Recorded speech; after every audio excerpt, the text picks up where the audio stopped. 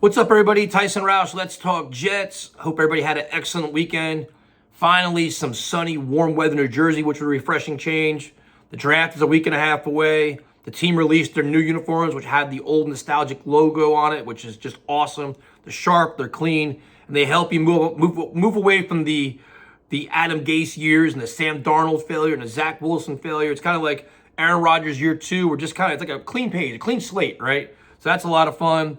I just want to, now the next thing the Jets should do is take the same energy they had in working on these uniforms and apply that energy to getting the field changed at MetLife. There's an idea, right? Let's kind of keep moving a lot of positive moves around this team.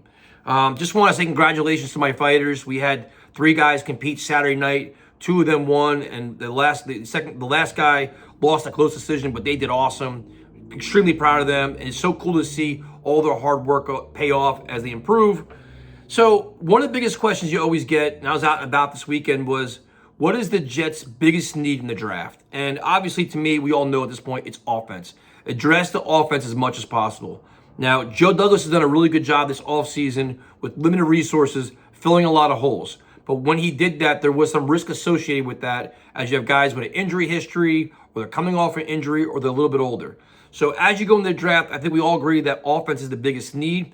But what position is the paramount, where it's like, I got to get this out of there? And there's two ways you can look at it. For the offensive line, you have a part of me thinks the Jets have some kind of like deal in place with either Connor McGovern or David Bakhtiari or both after the draft. So it's kind of like their insurance policy. Like, listen, we want to try to add a young offensive lineman, but if not, we have these guys here that we could bring in. We feel comfortable with that. They have Carter Warren, so maybe they're content with that. So then you look at, what about the wide receiver group? Now, they could have the same kind of deal. They could probably have some guys out there too, whether it's MVS or it's, maybe, Hunter Renfrow or Tyler Boyd or Beckham or whoever else. They could have the same policy there, where it's like, all right, listen, if we don't get the young stud at pick 10, we have to take a project in the 3rd round or 4th round, we could sign one of these guys. So now, if you have that mindset, so which would you say is a bigger need then? And then Brock Bowers, obviously a tight end. The Jets are comfortable with Conklin and Ruckert. Is he a huge upgrade for there? Like, how would he impact that position? So when you're thinking about it, I think honestly, with all things considered, I think the biggest need the Jets have is wide receiver. And the reason why I say that is, Mike Williams is coming off a major injury. We truly don't know what his timeline is for a return. Obviously, everybody's going to say to be ready for week 1. We don't truly know that. If God forbid the Jets get an injury to Garrett Wilson at any point during OTAs or training camp or mini camp, whatever else, then you're going to be ridiculously concerned, because you can't have much faith in Allen Lazard, who the team may or may not have tried to trade. Brownlee and Gibson are still have a long way to go in terms of improvement. Then what are you going to do? So for me, I'd like to have that young, explosive, dynamic playmaker that you can partner with Garrett Wilson for the years to come. Mike Williams, as great as he is, how much longer is he going to be here? So it's all about getting pieces for the puzzle. This is a win-now year with Aaron Rodgers. You don't know how much longer he's going to play. You want to give him as many dynamic weapons as humanly possible. I think it has to happen in round 1. So again, I understand. We'll go down the offensive line side in a bit, but to me, it's like that's where I'm at with this. And then it's just, if you go offensive line, I could see it, because you could say, I don't think Tyron Smith is going to play 17 games this year. You're probably hoping for 12 or 13. So if you draft, say, an Olu at 10, you get him for 4 or 5 games this year, and then if Tyron Smith leaves next year, he's your left tackle for the future. But in terms of biggest bang for your buck this year, I'm thinking it's going to be a wide receiver, especially when you have that so much uncertainty after Garrett Wilson.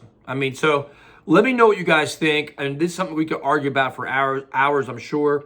But I'll say one thing is, when you don't have a 2nd-round pick, it really blows. Because if you go offensive tackle at 10, you got to wait a really long time in a 3rd round or 4th round to get a wide receiver, and then you wonder, what is the drop off? Like, I did a stream with Ian just now about, we went through a mock draft that Mel Kiper and Field Yates did. So the Jets, they went at 10, they went for an offensive lineman, and you watched all the receivers go until the Jets picked in the 3rd round. Then you're like, okay, so maybe at some point the Jets have to trade up. And how high do you have to trade up in the 3rd round into the 2nd to get a quality guy? You're wondering what the drop-off is from the top 5 or 6 receivers to 12 or 13th receiver. And then what level of confidence do you have in Hackett and his staff developing him? Or do you say, Aaron Rodgers will do that along with the assistance of Garrett Wilson? And the same thing goes with offensive line. If you go offensive line at 10, I'm sorry. You go wide receiver at 10. It's a huge drop off going into the third round.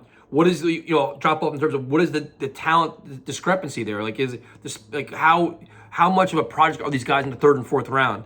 Now with the Jets, it's tough because I think in the past we've been so disappointed with draft classes in the later rounds where you're not really encouraged, and you're like, and that's not the way you should think. You should think, we have a competent GM, he can get good value, good bang for his buck in the later rounds. So let me know what you guys think. I'm curious to hear what you think. I think obviously we can agree that defense is not a big priority. I see a lot of things where Jets need a safety desperately.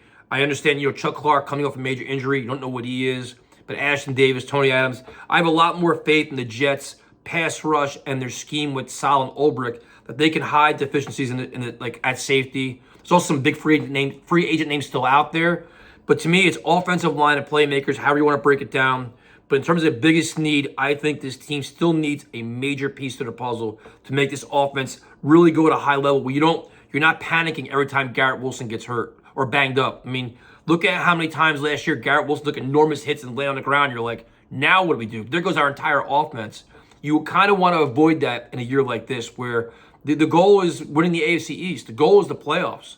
So let me know what you think. I kind of rambled and I probably rambled a lot, to be honest with you. I'm a little tired, and I'll talk to you guys later.